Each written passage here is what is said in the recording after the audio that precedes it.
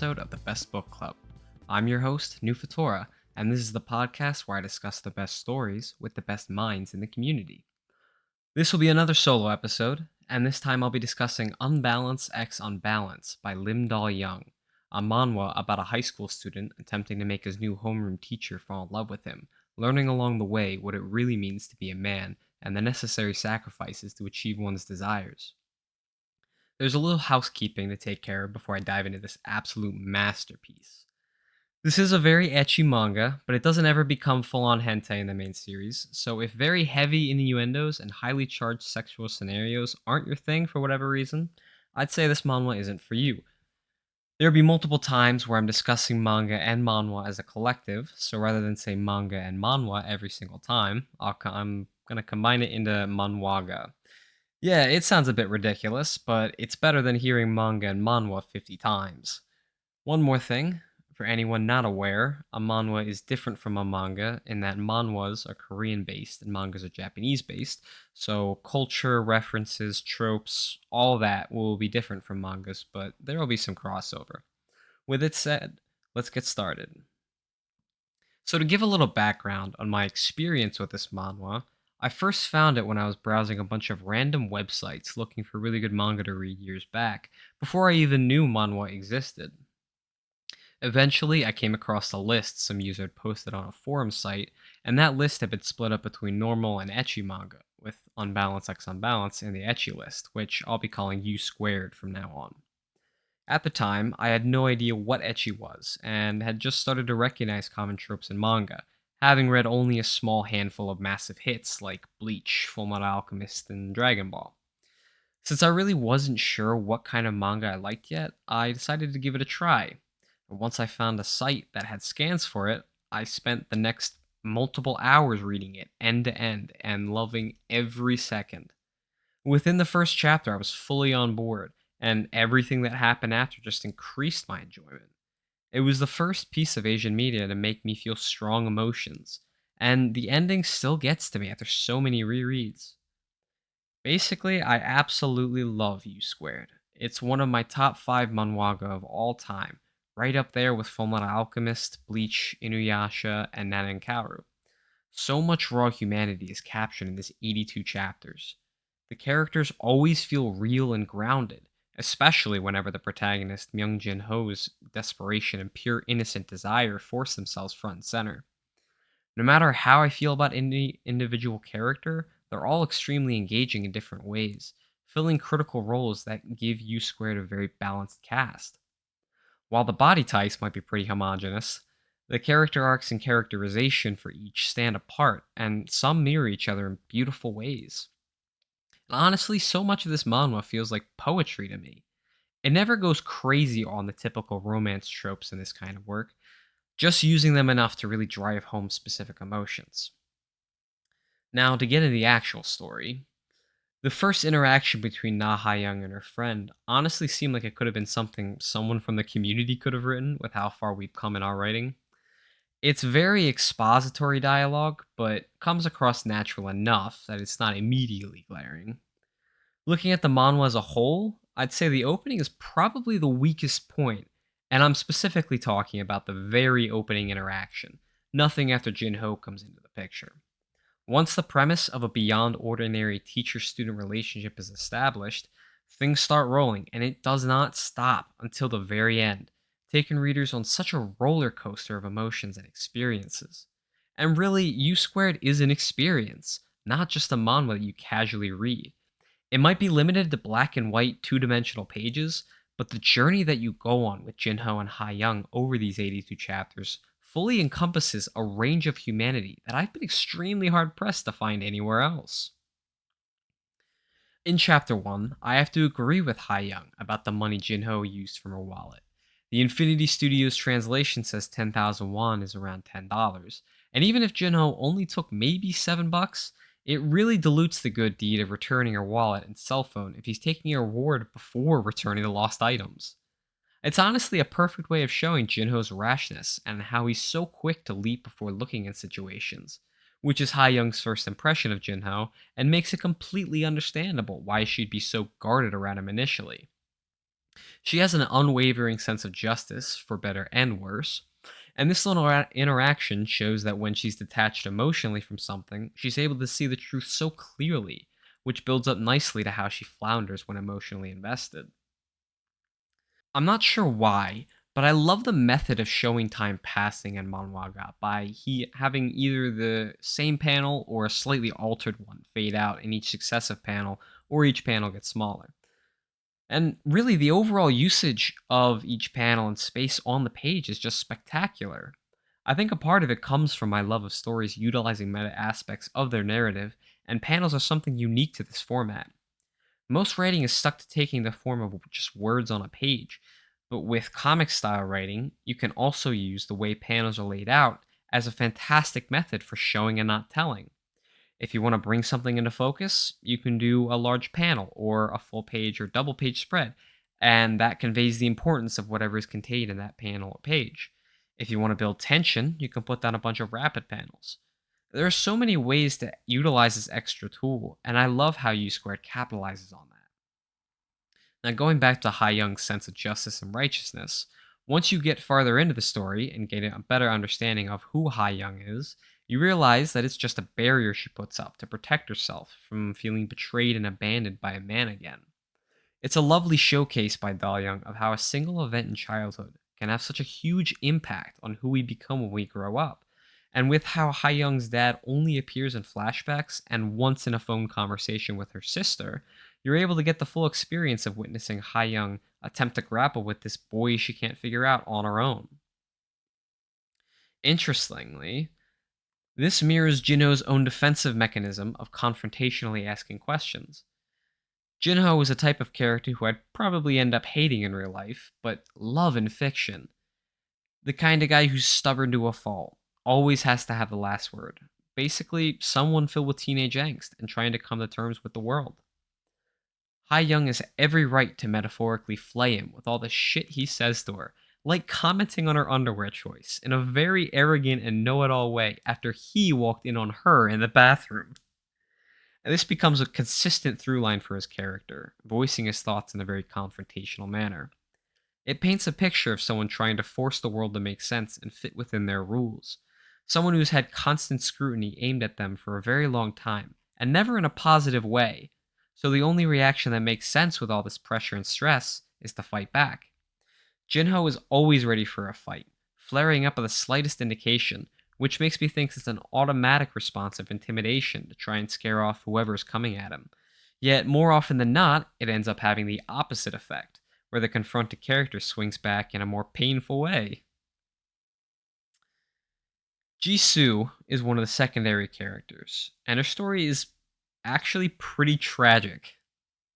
She really likes a guy who is absolutely wrong for her and is consistently dunked on by Jinho, both to her face and indirectly through his actions that she bears witness to.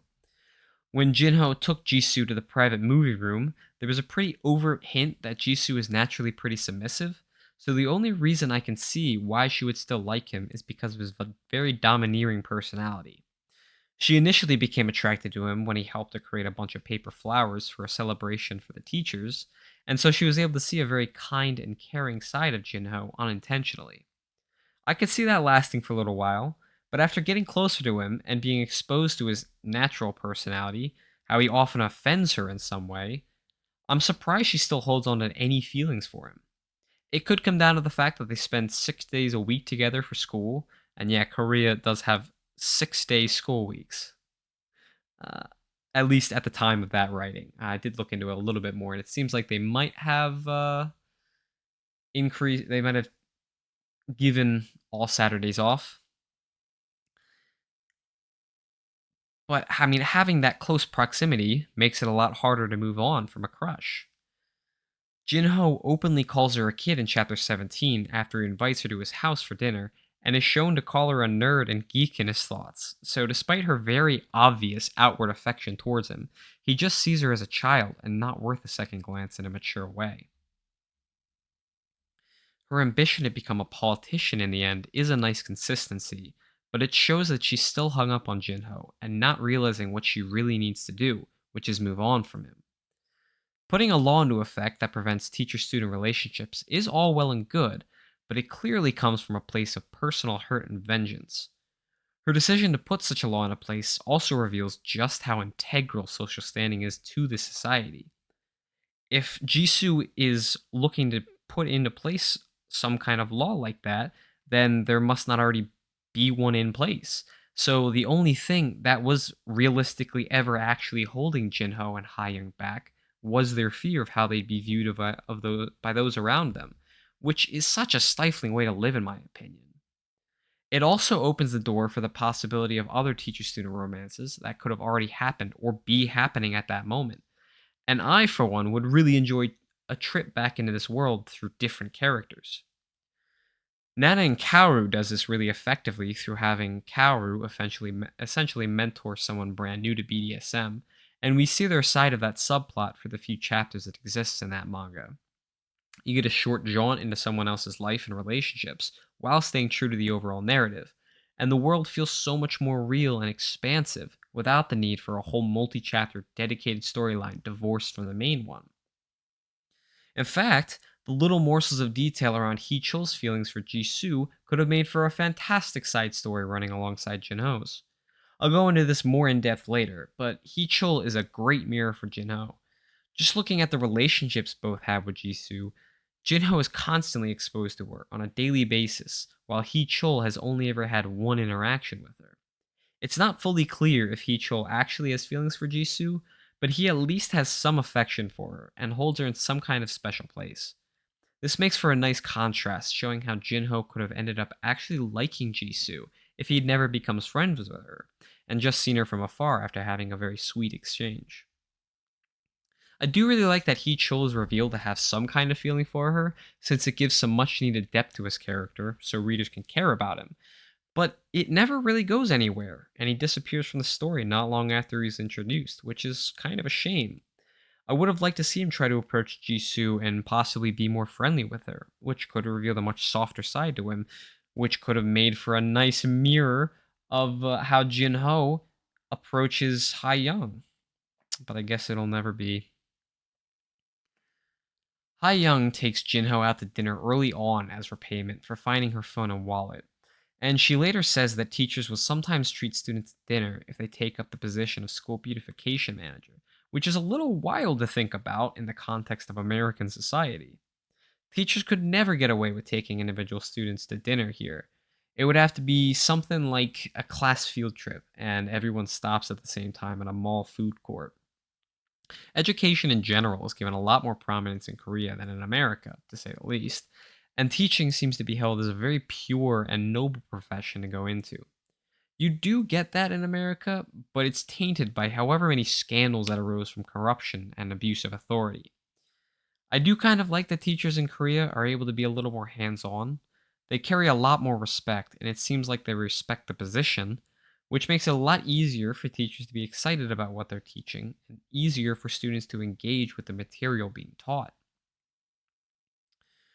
There are a few aspects of Asian culture that I wish would carry over to America, the biggest one being changing shoes depending on where you are.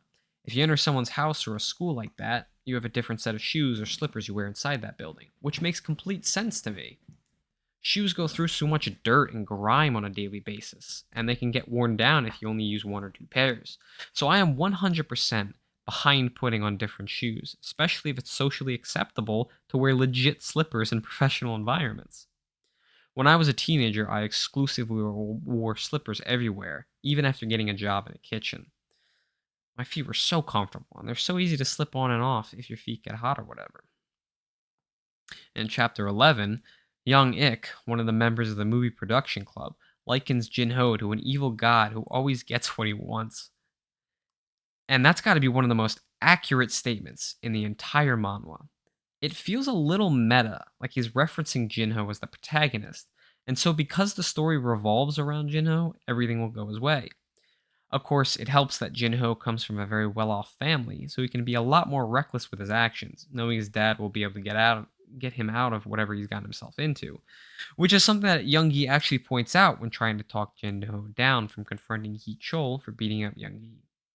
There are so many moments like this where Jinho lets his emotions get the better of him, But over the course of the narrative, we get to see how Jinho is slowly learning humility and that he has to think before he does anything. One of the reasons I love romantic harem manhwa is because of how convenient so many of the coincidences are. Like Hai Young mentioning the musical High Tension as one of the most popular at the time, and she'd see it next. And then Jinho's dad deciding to treat his son to that same musical so that Jinho can take his imaginary girlfriend on a date. This type of thing very rarely happens normally. Yet in these stories, everything works out so the leads end up together.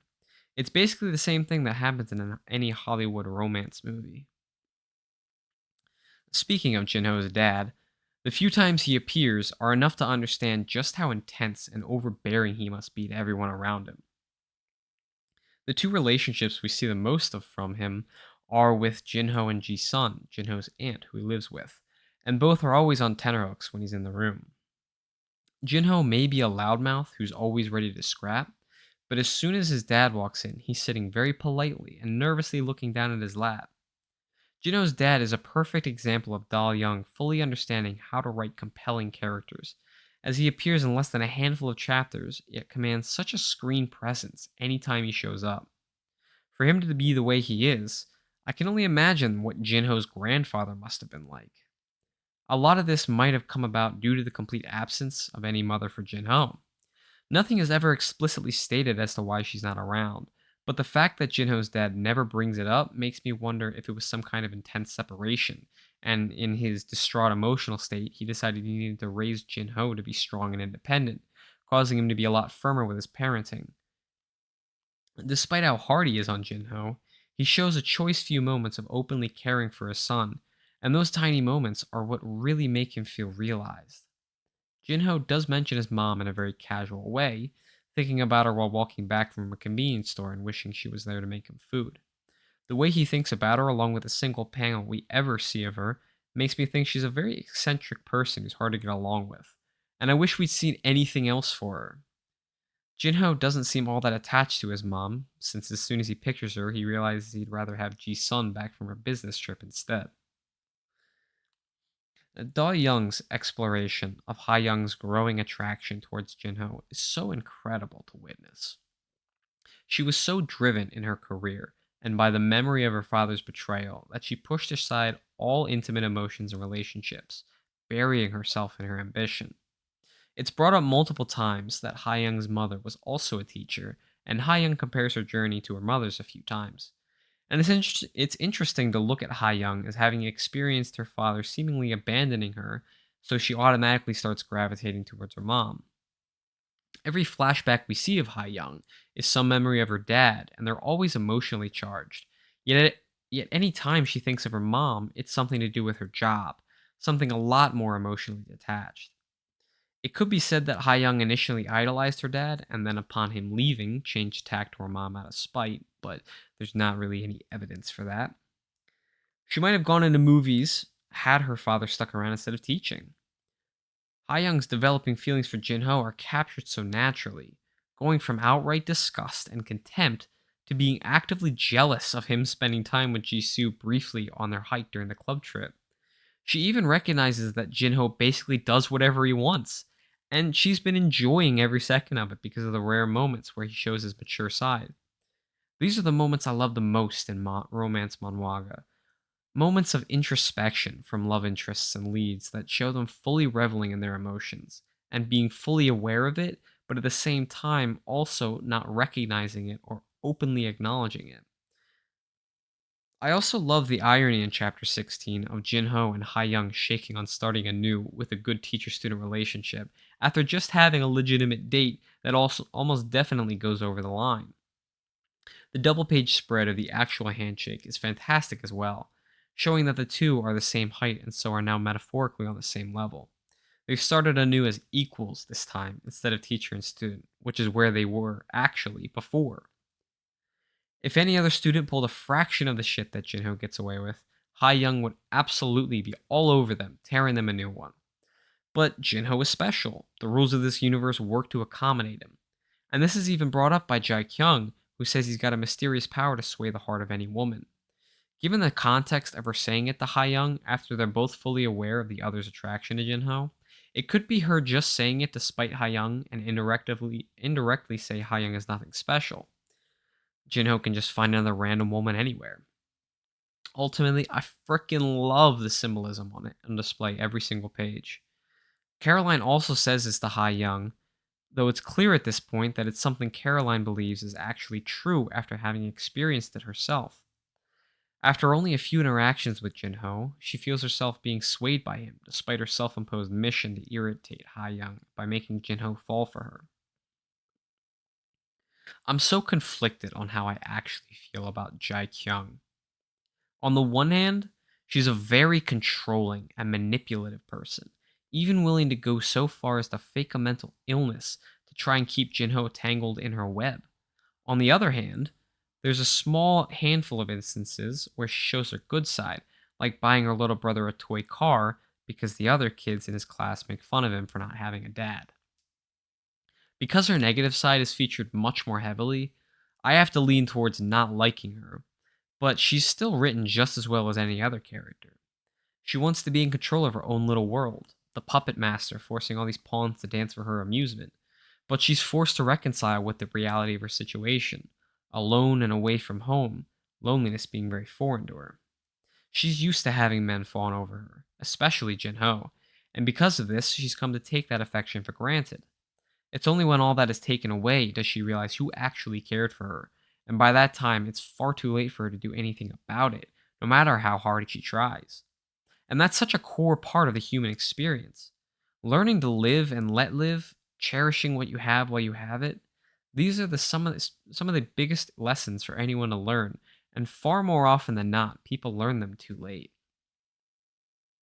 It's kind of a shame that she's so villainized. I would have liked to see where her character arc went if her intentions had been a little more positive. When I'm able to look past the sheer density of her manipulative actions, which is no mean feat, I actually relate to her quite a bit. Once she realizes that she doesn't have anything truly precious in her life, her mind automatically drifts back to a time when she felt happier and more complete, back to the time she spent with Jinho. She doesn't want to lose that piece of her past because it was so positive. Yet, despite all her attempts to hold on tight and not let those emotions go, they've already slipped right through her fingers like so many grains of sand. It's a reality that's pretty unbearable for her to face, so I can't entirely blame her for the actions she takes, but Jesus fucking Christ, does she do some truly horrendous things and is super rude, and it makes it so hard to not hate her. I think the best way to describe how I feel about Jae Kyung is that I feel the same way about her as I do about Elizabeth from Blood Money by Nicely Done. But my hate strongly outweighs any interest in seeing her show up, unlike Elizabeth, where she's so twisted and perverted, but everything she does is ultimately to help her sister Casey open up, whereas Jae Kyung's actions are all purely selfish in nature. I do love the interaction she and Jinho have in the movie club room, where she quote unquote confesses to Jinho in a very long winded and obviously well thought out speech. Jinho turns her down in the nicest way he can, and my favorite part of this is that Jae Kyung then begins to project on Jinho, saying he's lying to himself. Even for such a hateable character, I feel for her so much in the moment when Jinho leaves the room to return to Ha Young. She's finally been forced to acknowledge that what she had is gone. Those special memories she's held close for a year are now just memories and nothing more. It hits really close to home, and the panel of her face with tears streaming down after Jinho leaves is fantastically well drawn. In fact, I'd say the only times where the art looks a little funky are the small handful of character interactions where their perspective is pointing from the floor up to their faces. I've always thought the way characters' faces are drawn in these moments are weird to look at, like the jawbone seeming to cut sharply at an angle instead of rounded. That might just be a product of the way the shading was done, but regardless, the rest of the art is just stunning to me. As a small thing, Chapter 22 is a page where the movie production club as well as Jisoo are framed standing next to each other as they enter the public pool, and there are a bunch of extras in the background. One of them looks exactly like Chaozu from Dragon Ball with hair. He has the same mime-like face. But anyway, Jinho absolutely laying out the leader of the gang of girls from the band club is so satisfying to see. Though to be clear, it works so well because it's fiction. I don't condone hitting women in real life. Wounded pride can be a very tough thing to get over. And especially in high school, when students are just coming into adulthood, it can be far too easy to let your pride get the better of you. I'm completely on Jinho's side in this situation. He Chul specifically told them to stay out of that classroom, but they just couldn't let it go, despite them being in the wrong. If Heechul had any sort of context before showing up beyond seeing his female friend beaten up, like seeing his crush Jisoo also beaten up and bloody with no skirt, he might have actually understood Jinho a little more. But I do like that he firmly sits in the opposite camp. The two of them meeting behind the school is a fantastic mirror for Jinho, essentially showing two different versions of him with vastly different perspectives and ideas on how the world should work. And Jinho being fully in control of the fight shows that his way is correct.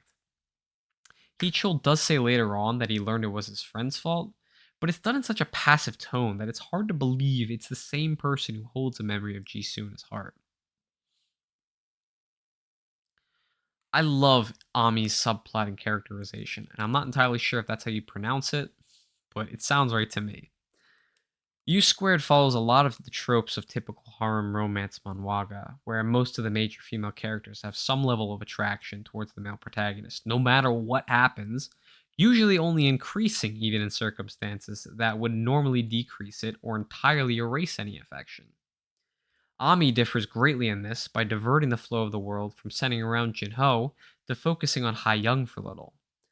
Ami is sprinkled in here and there from when she first sees Ha-young and Jinho at the obstetrician, and each time she and Jinho interact, he's rude and callous to her without provocation, so Ami's reaction to him is entirely understandable, and it's pretty similar to how I'd react if I was in her shoes. She doesn't like him at all, for good reason, and she actually has feelings for Ha-young instead of Jinho. In fact, only her and Young Gi's sister, Young Ji, seem to have no attraction to Jinho, with even Myung Hai, the female member of the movie production club, seemingly harboring some type of personal affection for him, though that could be just her having a lot of respect and admiration for her upperclassmen. Having that stark contrast in characterization really helps Ami stand out.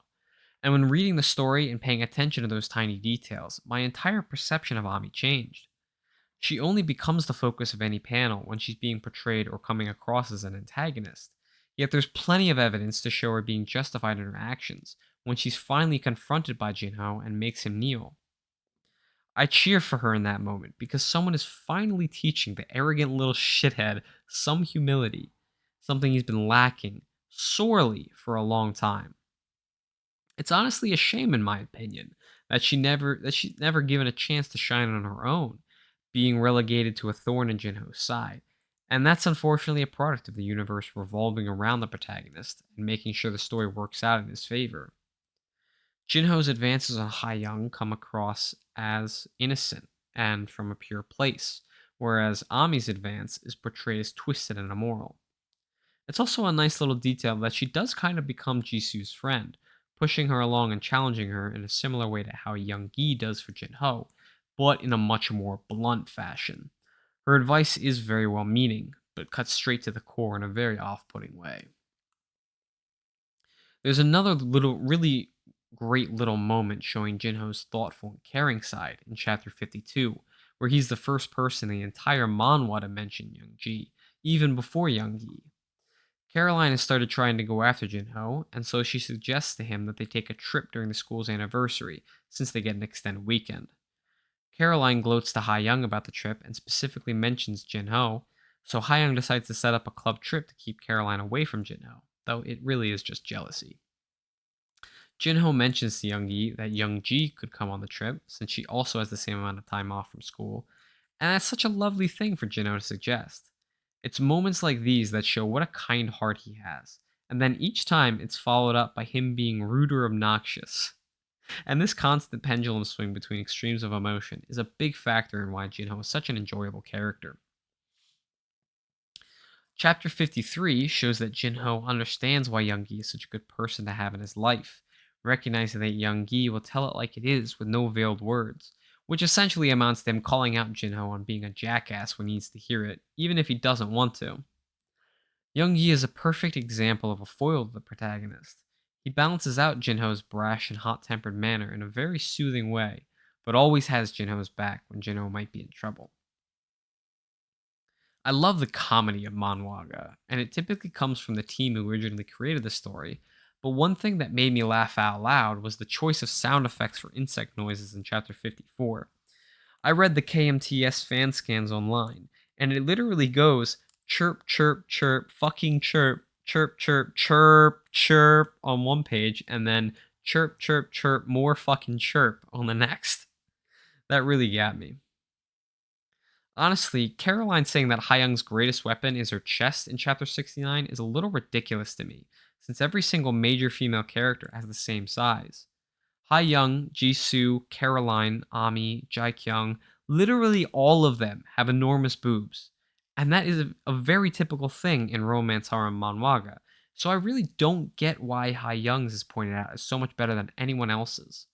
It feels the same as having multiple female characters who have almost identical faces but different hair, so one is considered more attractive than the other. That trope especially never made sense to me, since the only thing readers can go off of to prove that's the case is that someone else said it. Once Caroline clarifies her statement to be about Hyung's adult sensuality instead of just her chest, it makes a lot more sense. Older women are very attractive by nature of their age, and that experience and knowledge of what they want is very alluring to men of all groups, especially ones who are just becoming adults. One of the biggest themes explored in U Squared is the effect women have on men, and how they can drive a man to do absolutely crazy things in the name of love. Each major female character represents a different aspect of this theme.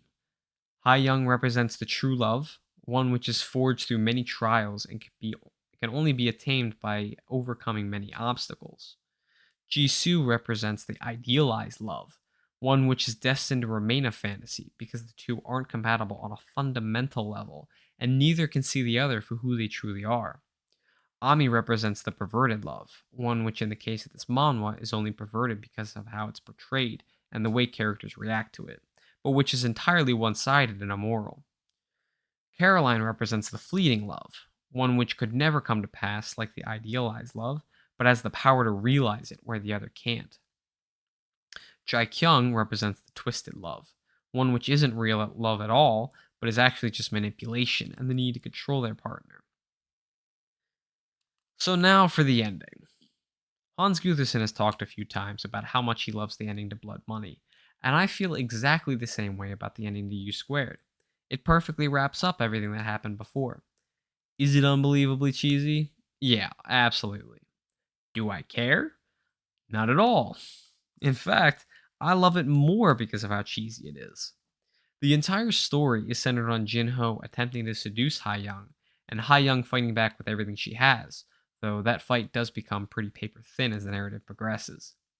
Each time she's been backed into a corner, her go to get out of jail card is that she's a teacher, and that makes any potential relationship wrong.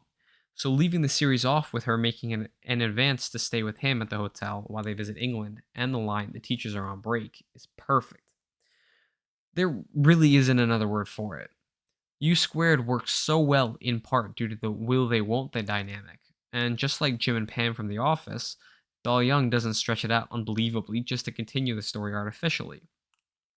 Don't get me wrong, I would die to have more of the story, but it follows the rule of show business of leaving them wanting more, which is one of the most effective methods for creating long term engagement with your creation. Cowboy Bebop did this as well, only having 26 episodes and then later a movie. And all I want is more.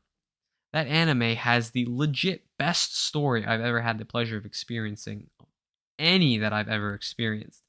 And I don't think it would have been as effective had it gone for any longer. Unless, of course, it had continued at the same level of quality, and then I think I would have been alright with a lot more. Conversely, The Office is my favorite TV show, and while it also wraps everything up, it happens a little too perfectly, and there are 9 whole seasons of 201 episodes to watch. So you basically get everything you could possibly want from the characters. There is a continuation called Unbalance X2 After Story, but it completely changes major plot details from the original, like where Jinho is at with his level of schooling, and it honestly feels very shoehorned in.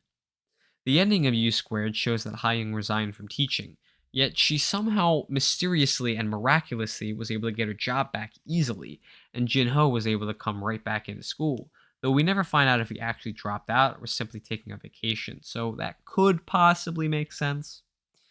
The opening of After Story says that the trip to England happened over spring break. It's not directly stated in U Squared that the high school went on break at the end, so that could also make sense to some degree. But it is a webtoon instead of a manhwa, so the art is less detailed and it has a very different style. And generally, the characters don't feel like the same ones from the original, more just like collections of characteristics plucked from the actual characters that are cherry picked, but not everything that makes each one feel like that character. The only credits I could find for it say that people completely different from the original team worked on this, which would explain the various inconsistencies. The weirdest part about it to me is that Jisoo is still fully in love with Jinho, despite all the emotional turmoil she's experienced because of him, and how determined she was in the original ending to dive fully into her ambition of becoming a politician. Like I said, the characters don't feel very much like the actual characters, and Jisoo is the worst for this. She honestly feels like a completely different person here, even willing to go right up to Ha Young and ask her directly if they've had sex. She has outright stated pretty over the line things to Ha Young before, like calling her a slut, but even that makes sense in the context because Jisoo was so highly charged emotionally, and immediately after she regrets it wholeheartedly, and she feels that she was out of line. Here, Jisoo just walks right up to Young, asks if her and Jino have had sex, and then nothing. It just feels very out of left field. I seriously can't ever imagine her being able to work up the nerve to ask something like that to anyone, let alone a teacher. Overall, it's an okay read. Definitely not on the same level as the original, but it works much better as a standalone story than as a companion piece to U Squared. There's also a manhwa called Unbalance X3, but that's a completely unrelated story. One of the biggest crimes in Asian publishing, in my opinion, is that only the first two volumes of U Squared were officially translated into English. The company that held the license, Infinity Studios, went under sometimes in late 2007, early 2008.